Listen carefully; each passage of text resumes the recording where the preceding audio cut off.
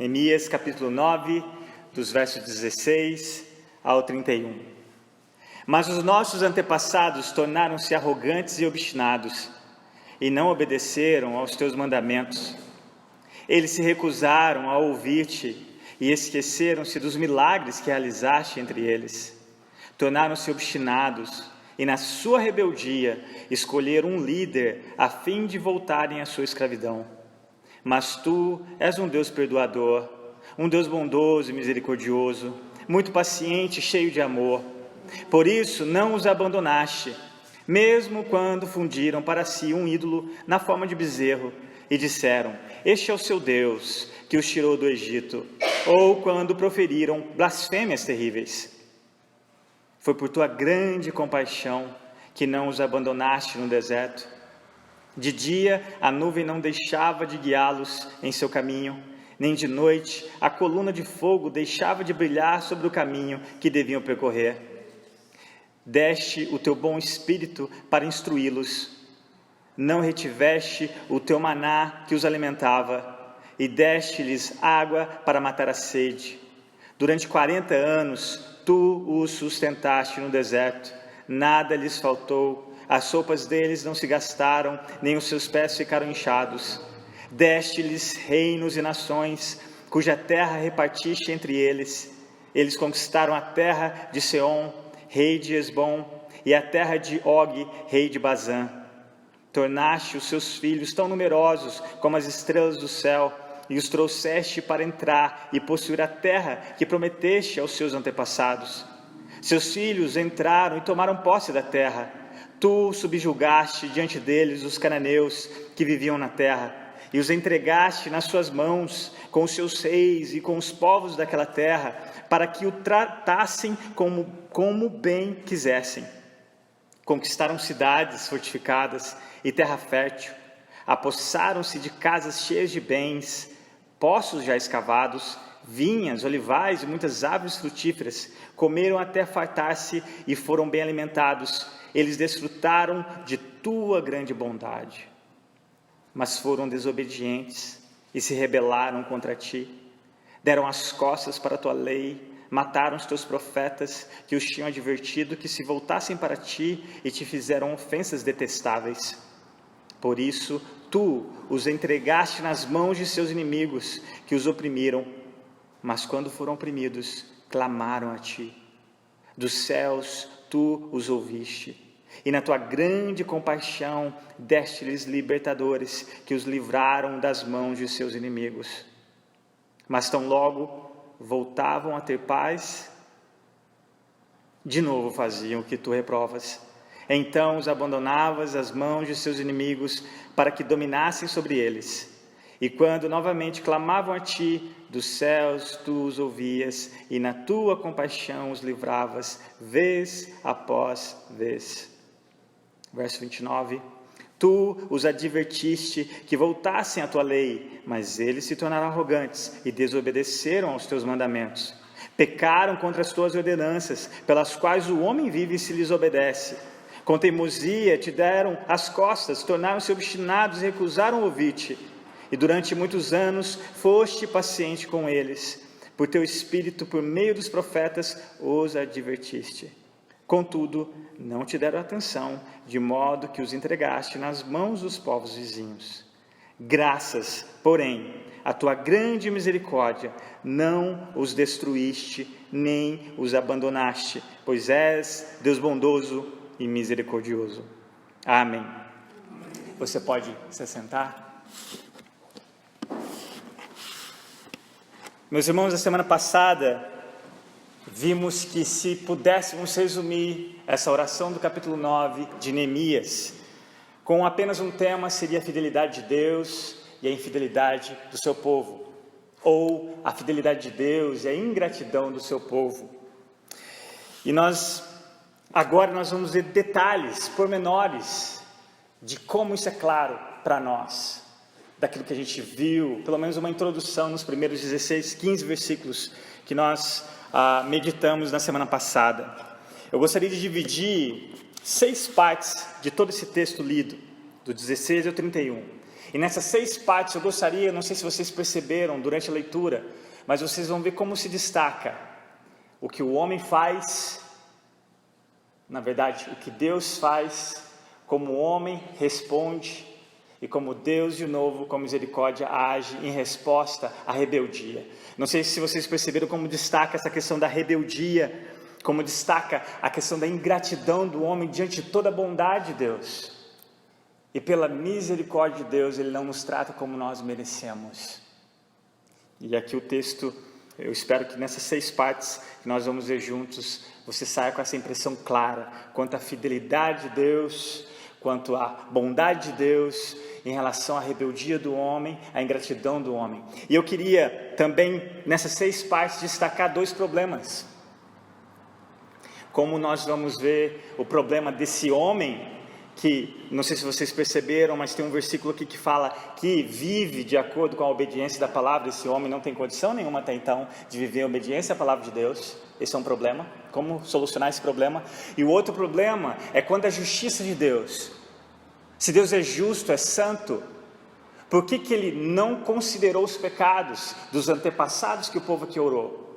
Por que Ele perdoou e Ele não derramou de maneira justa a ira contra os seus pecados? Esse é um problema que nós precisamos resolver quanto à justiça de Deus e à sua santidade. Porque se Deus não pune o pecador, Ele deixa de ser justo, de ser santo e perfeito.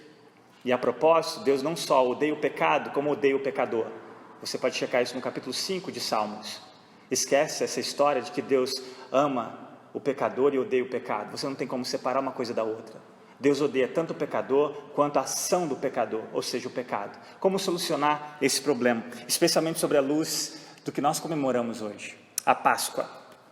Então olha comigo a primeira parte dessa atitude, se você quiser ver, quiser assim intitular como rebeldia de Deus e rebeldia do homem e misericórdia de Deus. Olha o verso 16 e a primeira parte do verso 17. Mas os nossos antepassados tornaram-se arrogantes e obstinados e não obedeceram aos teus mandamentos. Primeira parte do verso 17. Eles se recusaram a ouvir-te e esqueceram-se dos milagres que realizaste entre eles. Tornaram-se obstinados e na sua rebeldia escolheram um líder a fim de voltarem à sua escravidão. Olha que interessante o propósito dos milagres.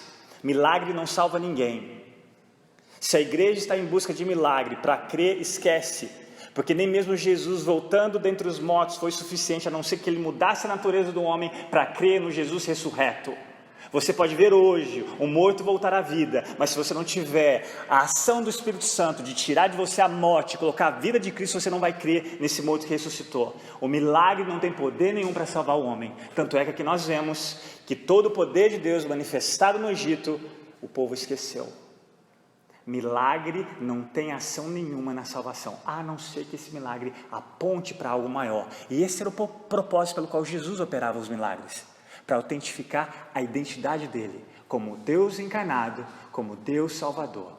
E aqui nós vemos que aquele povo, diante daquelas 10 pragas no Egito, a manifestação poderosa de Deus contra a arrogância dos egípcios, nós vimos isso um pouco na semana passada, não foi suficiente para que o povo permanecesse fiel ao Deus pelo qual salvou, livrando eles da escravidão.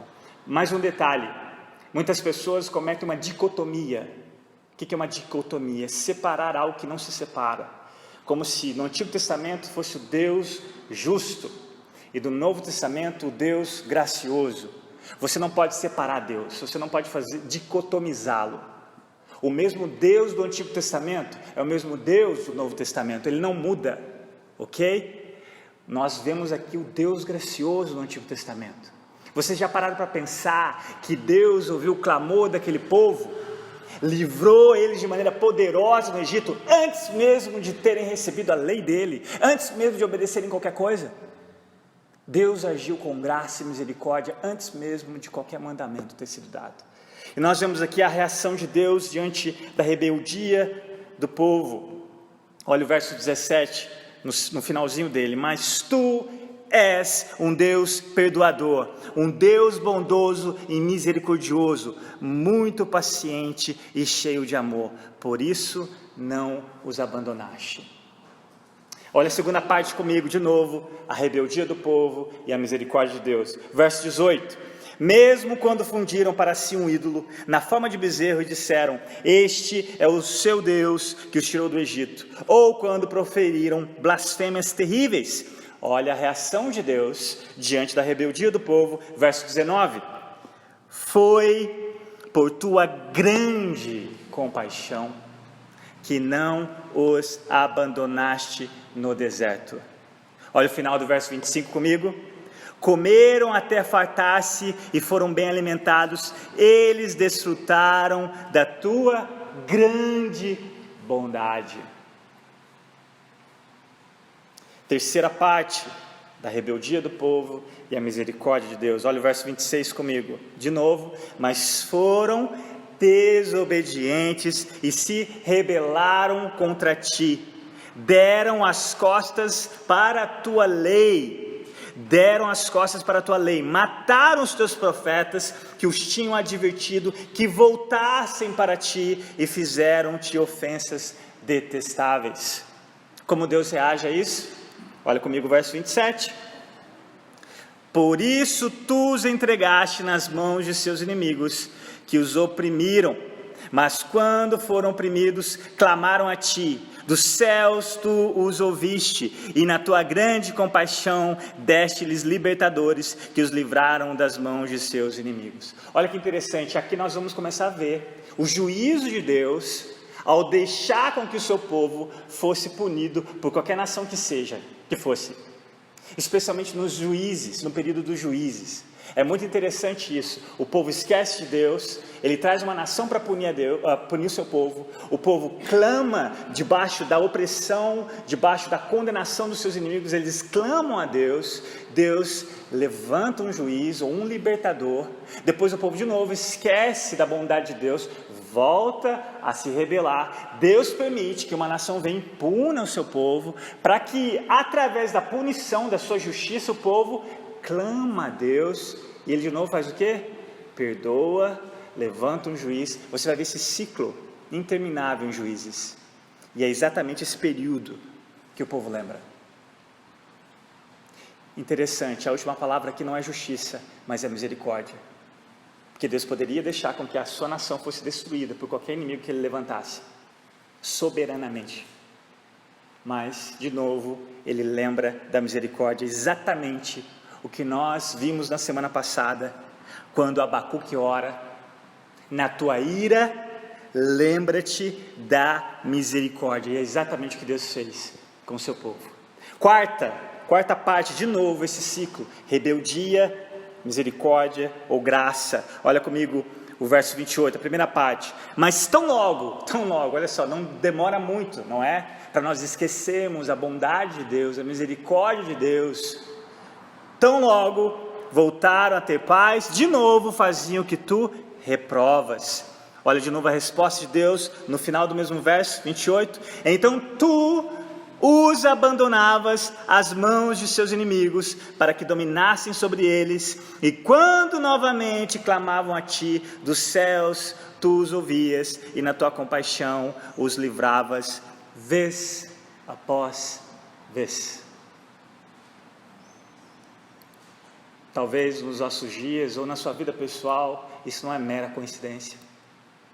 Quantas vezes nós somos tão logo ou tão rápidos em esquecer a bondade de Deus? Qual que foi a última vez que você agradeceu por algo que talvez você orou por tanto tempo que você nem lembra mais? Sem dúvidas, esses últimos anos foram terríveis no que diz respeito a uma pandemia, mas meus irmãos, nada disso escapou da soberania de Deus. Quantas pessoas durante a pandemia, ao experimentarem a dor, a perda, o luto nos seus lares, lembraram que existe um único e verdadeiro Deus? Quantas pessoas que jamais deram glórias a Deus ou agradeceram a Deus pelo ar que respiraram, chegaram a experimentar a dor que é você respirar na dependência de um aparelho ou ter um pulmão totalmente incapaz de fazer a função dele. E naquele momento, eles clamaram a Deus. Quantas pessoas, você não sabe, a mídia não se importou em colocar isso nas estatísticas, mas quantas pessoas, debaixo desse doloroso período de pandemia, quantas pessoas encontraram, não a cura da Covid, mas encontraram a melhor e maior boa notícia, até mesmo num leito de hospital, em reconhecerem que não importava o palácio que elas moravam, não importava o doutorado que elas tinham, mas tão somente morrerem naquela condição era a maior loucura, porque elas não sabiam qual seria o final das suas almas. Mas ali, pela graça e misericórdia de Deus, usando até mesmo um médico, um enfermeiro, na linha de frente naquele período, ao ouvir das boas novas, a pessoa teve o privilégio dessa exceção. Isso não é regra, é uma exceção. Não espere o leito de morte para você reconhecer Jesus. Não abuse da paciência de Deus. Mas mesmo assim, quantas pessoas não foram motivo de festa no céu? Sem dúvidas, nós temos essa percepção humana das coisas. Um período doloroso, um período que, não se esqueça, de santificação da igreja. Um período que isso deixou muito claro. Pessoas equivocadas, especialmente quando as portas de um templo foram fechadas, querendo que reabrisse, porque elas tinham o direito de estar na igreja. E aí, quando finalmente as portas foram reabertas, elas não voltaram mais à igreja, mostrando verdadeiramente aonde estava o coração daquelas pessoas. Quantas pessoas de igrejas muito maiores do que a nossa ainda permanecem pela metade? Porque aquelas pessoas, na verdade, nunca pertenceram à família. É Deus purificando o seu povo. É Deus, de maneira soberana, fazendo com que esse remanescente, pela graça dEle, pela bondade dEle, permaneça. E se você ainda está aqui, é pela graça de Deus. Simplesmente pela bondade de Deus, pela misericórdia de Deus. Porque Ele sempre nos responde, não com justiça, mas com graça. Quinta parte, de novo, a rebeldia do povo. E olha comigo a reação de Deus, a misericórdia de Deus. Segunda parte do verso 29 e a primeira do verso 30. Pecaram contra as tuas ordenanças, pelas quais o homem vive se lhes obedece. Com teimosia, olha como a palavra rebeldia e teimosia são como sinônimas. Deram-te as costas, tornaram-se obstinados e recusaram ouvir-te. Qual que é a reação diante de Deus? E durante muitos anos foste paciente com eles, por teu espírito, por meio dos profetas, os advertiste. Vocês conseguem perceber a insistência desse Deus, que de maneira muito clara, muito expressiva, lá na parábola do pastor, que deixa as 99 que não precisavam ser justificadas e vai em busca da perdida. Vocês conseguem ver o coração desse pastor aqui?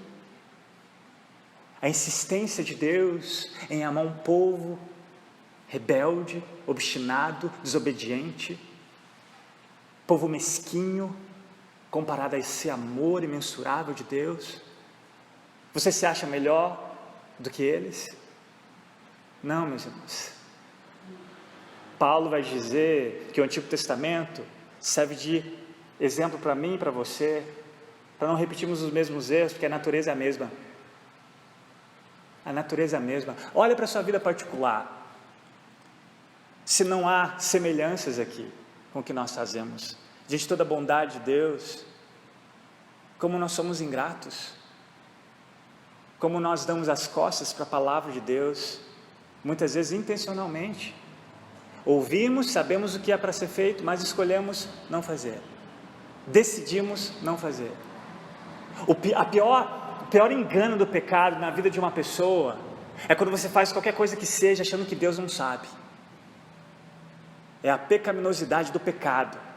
Ele consegue enganar você a tal ponto que você faz qualquer coisa que seja, mesmo quando ninguém está vendo, nas quatro paredes, e você é tão enganado a ponto de pensar que Deus não está vendo. Mas nada passa despercebido aos olhos de Deus. Um grande homem de Deus disse uma vez que a verdadeira religião é o que você faz quando ninguém está vendo você. Essa é a verdadeira religião. Quem você é diante de Deus. E a sexta e última parte da rebeldia do povo e da misericórdia de Deus, ou da infidelidade do povo e a fidelidade de Deus. Olha a segunda parte do verso 31 comigo. Contudo, não te deram atenção. E o final do verso 30 e 31. De modo que de novo os entregaste nas mãos dos povos vizinhos. Graças, porém, à tua grande misericórdia, não os destruíste, nem os abandonaste, pois és Deus bondoso e misericordioso. Meus irmãos, o povo de Deus só é povo de Deus graças ao Deus desse povo. A única diferença, sua e de qualquer outra pessoa, é Deus, é graça. George Mueller, quando andava nas ruas da Inglaterra, quando ele via um andarilho deitado na sarjeta, ele olhava para aquele andarilho e dizia assim: não é George Mueller, pela graça de Deus.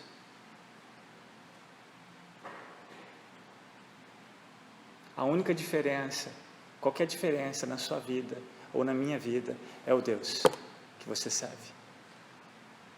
É o Deus misericordioso. É o Deus que não te abandonou quando você o abandonou. É o Deus que começa uma obra em você e Ele vai dar a cabo dessa obra não por causa de você, porque Ele se comprometeu a fazer. E mesmo que Deus não tivesse razão nenhuma para salvar você ou eu, Ele faria pela glória do nome dEle. É por isso que nós não brincamos com Deus. É por isso que nós não zombamos com o nome de Deus. É por isso, se você tem uma fé mais forte do que o outro irmão, com que você pode achar que beber não é pecado, e você bebe e coloca uma foto no seu Facebook, toma muito cuidado com isso. Porque não é a sua fé mais forte do que o irmão que você conhece, que acredita que beber seja pecado, mas é a pedra de tropeço que você está sendo com uma foto no seu Facebook. E toma muito cuidado com isso, meus irmãos.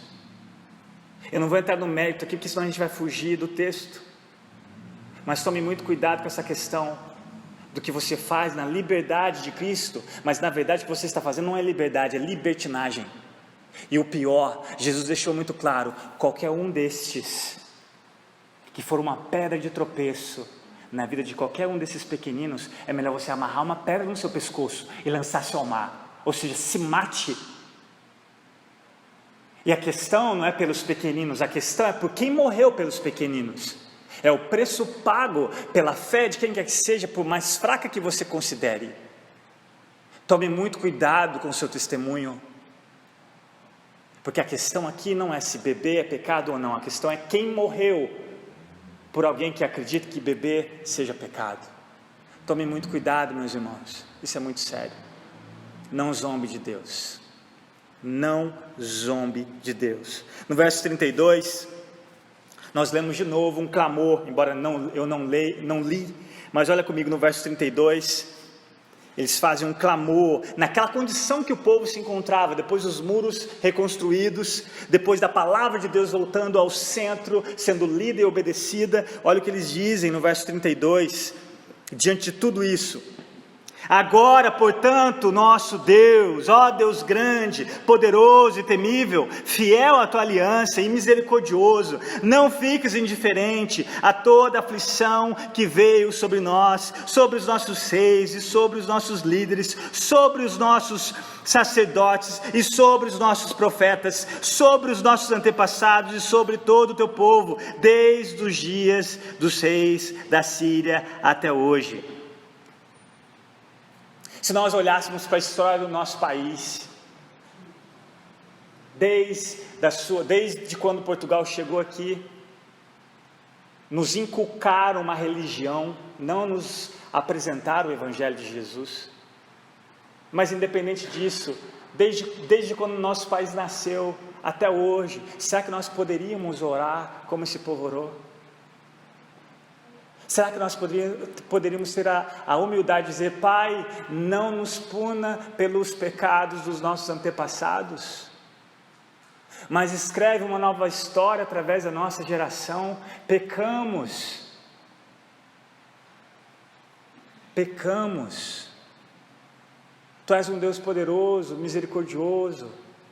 Não nos puna por causa de pecados que nós não cometemos contra o Senhor, se nós olharmos para a história do nosso país.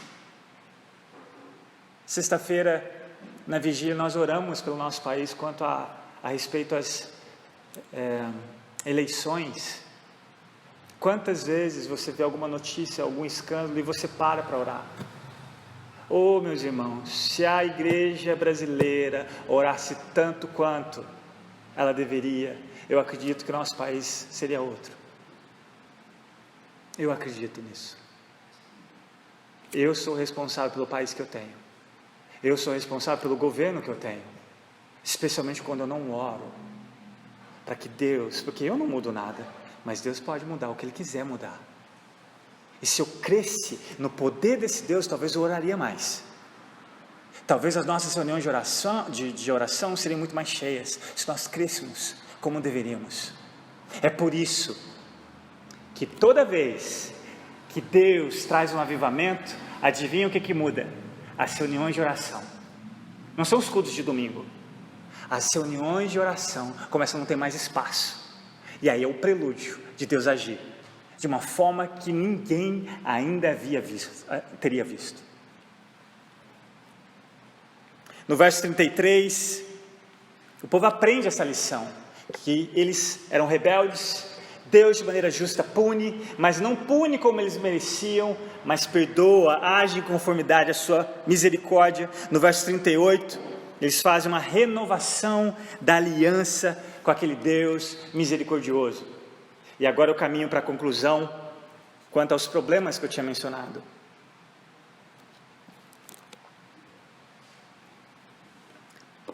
Temos diante de nós dois problemas. Embora nós temos visto esse arrependimento genuíno do povo, aquele choro que não era emocionalismo, mas verdadeiramente uma obra da palavra de Deus que foi lida e explicada, a gente já viu isso numa outra pregação. Mas, meus irmãos, adivinham o que vai acontecer com esse povo depois que renovar a aliança? Eles vão falhar de novo.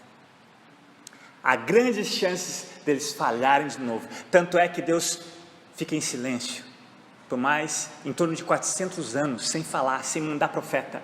Ele fica em silêncio. Mas Deus continua sendo o mesmo antes desse silêncio. Ele continua perdoando o seu povo, como anteriormente. E aí a gente vai para o segundo problema.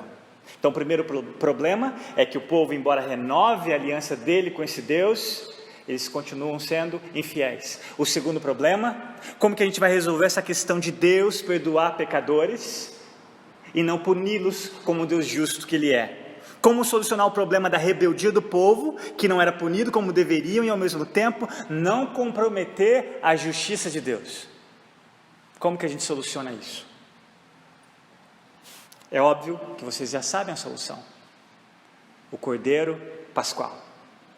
No Egito, diante daquela poderosa ação de Deus, a 10ª praga foi algo que o povo, sem dúvidas, não só esqueceriam, mas Deus faz com que é instituído algo para que eles trouxessem a memória do significado daquilo, especialmente o que vai acontecer mais tarde, na vinda de Jesus.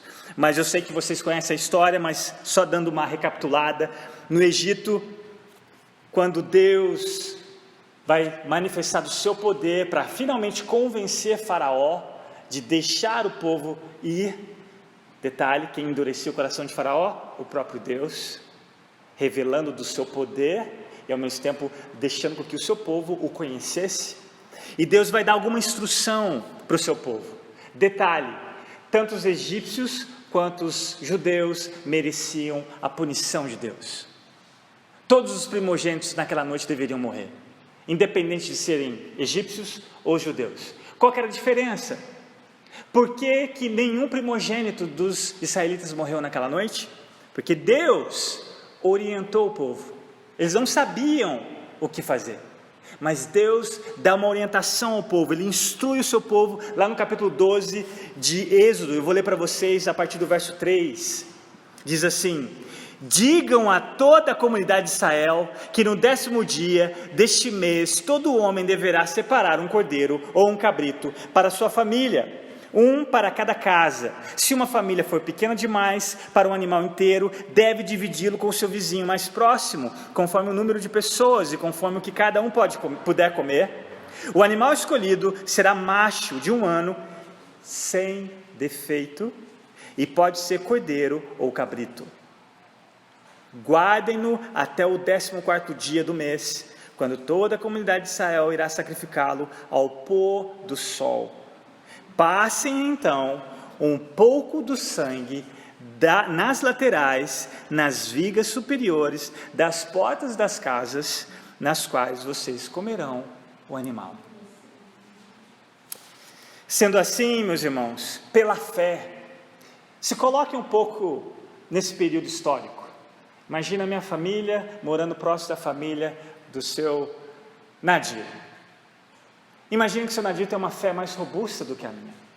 Ele está empolgado, está comendo aquele cordeiro, separou o sangue junto com a Solange e sai lá fora no pôr do sol e começa a pintar todo empolgado, né, os batentes da casa, da porta. Eu, em contrapartida, tenho uma fé pequena, estou inseguro com a minha família, na dúvida se realmente eu não vou perder a Sara, se fosse a Sara, fosse um menino, ou independente da primogênita mais velha. Aí talvez você se pergunte, depois que passa a noite, eu talvez orando, né, para que realmente aquele sangue na porta surta o efeito que Deus orientou, o seu Nadir tranquilo, dormiu uma noite tranquila, porque ele creu na orientação de Deus, ele creu naquele sangue lá fora. Eu, em contrapartida, orando a noite toda, não vi a hora de amanhecer, e aí fui correndo no quarto da Sara, para ver se ela estava viva, e ela estava viva, e aí eu saio dando glória a Deus, e o seu Nadir tomando seu café tranquilo, também dando glória a Deus, porque ninguém havia morrido na sua casa. O Hudson, eu esqueci agora o mais velho do seu Nadir, não morreu naquela casa. Vocês estão entendendo que não é a fé do seu Nadir e nem a minha fé que fez a diferença, mas o poder tão somente no sangue? Era fé suficiente em obedecer a palavra de Deus que fez com que tanto o meu filho quanto o filho do seu Nadir fossem poupados. Mas não foi a fé robusta do seu Nadir, e não foi a minha fé fraca, mas foi tão somente cremos o suficiente para obedecer a Deus e fazer o que Ele havia exigido. Meus irmãos, anos mais tarde, Jesus, quando Ele levanta aquele cálice, quando Ele faz a última ceia com os seus discípulos naquela noite, Ele traz um significado muito maior. E naquela noite ele disse: este cálice é a nova aliança no meu sangue, derramado em favor de vocês. E aqui nós vamos ver a primeira solução de mudar a rebeldia do seu e do meu coração com esse cálice da nova aliança. Que nova aliança é essa que Jesus está dizendo que Ele veio finalmente inaugurar? Ezequiel capítulo 36, verso 26 e 27. Faça um quadro disso e coloque na sua casa. Olha o que Deus havia prometido quando Jesus finalmente viesse para instituir essa nova aliança. Darei a vocês um coração novo e porei um espírito novo em vocês. Tirarei de vocês o coração de pedra e lhes darei um coração de carne. Porei o meu espírito em vocês e os levarei a agirem segundo os meus decretos e a obedecerem fielmente às minhas leis. Essa é a solução do seu e do meu problema com a rebeldia. Essa é a força que nós precisamos para obedecer. Mas cá entre nós, você como eu falhamos, não é? Nós não obedecemos em conformidade à exigência de Deus. Por quê? Deus ainda continua sendo paciente com você. Por que Ele vai dar cabo dessa obra que Ele começou? Porque em 40 anos o seu povo foi rebelde, mas em 40 dias, em 40 noites, Jesus, o Israel de Deus, fez aquilo que o povo não tinha condição nenhuma de fazer. E é graças à obediência de Cristo Jesus, meus irmãos, que Deus continua sendo paciente com você. É graças à obediência de Jesus que você, mesmo não tendo condição, e nem eu, Graças ao pecado que ainda habita em você e em mim, nós não temos condição de obedecê-lo perfeitamente, mas não importa. Simplesmente o desejo de obedecer é algo que Deus se agrada. É algo que Deus nos dá a condição de louvá-lo e glorificá-lo por tamanha misericórdia. E é por isso que Ele não nos consome. Graças às suas misericórdias que se renovam todos os dias, a cada manhã. As misericórdias, as riquezas insondáveis que nós temos no nosso amado Cristo Jesus. Não apenas a história de Israel em Neemias 9 clamava por um dia em que o próprio Deus venceria a nossa rebeldia, mas agora, finalizando, meus irmãos, também clamava por uma solução com essa tensão da justiça de Deus e da sua misericórdia em não punir o pecador. Eu vou ler uma frase curta e tão profunda que John Piper, consegue resumir isso de uma maneira tão bela que eu não teria condição nenhuma. Olha o que ele disse quanto a isso. Olha a beleza desse pensamento de John Piper, abre aspas. Se Deus não fosse justo, não haveria exigência para o sofrimento e a morte de seu filho. E se Deus não fosse amoroso, não haveria disposição do filho de sofrer e morrer. Mas Deus é justo e amoroso, assim seu amor se dispõe a cumprir as exigências de sua justiça. Fecha aspas. Encerro com as palavras de Paulo na sua carta aos Romanos, onde ele deixa claro que Deus é justo e o justificador de pecadores. Diz assim, meus irmãos, não há distinção, assim como eu disse, não havia distinção entre os egípcios e os judeus. Paulo vai dizer, não há distinção, pois todos pecaram e estão destituídos da glória de Deus, sendo justificados gratuitamente por sua graça, por meio da redenção que há em Cristo Jesus.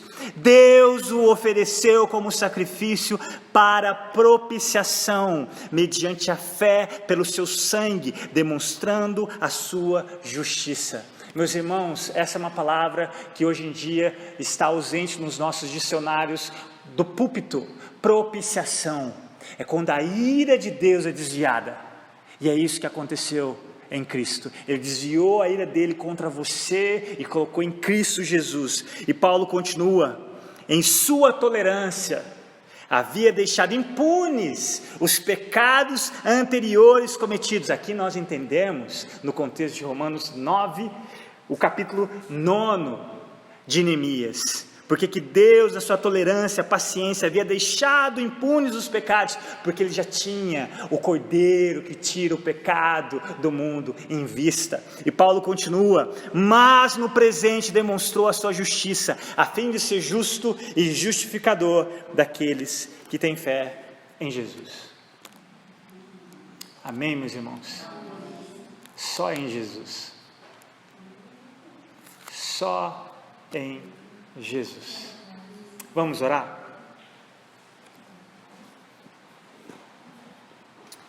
Pai amado, eu sei que eu não preguei a Cristo como Ele é digno de ser pregado,